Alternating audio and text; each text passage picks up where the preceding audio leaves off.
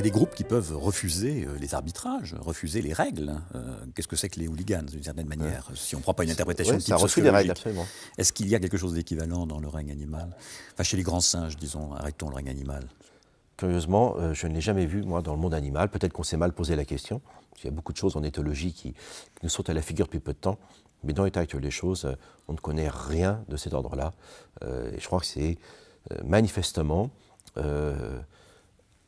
un débordement, d'une certaine manière, de caractéristiques naturelles liées à notre héritage commun avec les chimpanzés, notamment, qui s'exacerbe dans le cadre du jeu social, mais qui, au bout d'un moment, a été tellement loin que même la règle sociale ne peut plus le contrôler.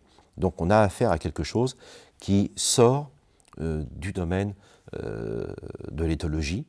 C'est pour ça que quand on dit, quand il y a des conflits comme ça entre ces supporters, on dit c'est de l'animalité, de la sauvagerie.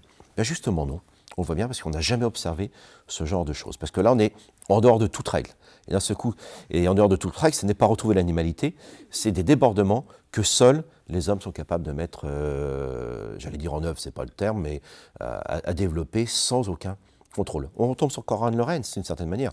Konrad Lorenz qui disait que notre agressivité est tellement récente, en raison de notre histoire évolutive, qu'on n'a pas eu le temps de développer les codes qui permettent de la limiter. Mais en l'occurrence, je ne suis pas d'accord avec cela, c'est au contraire.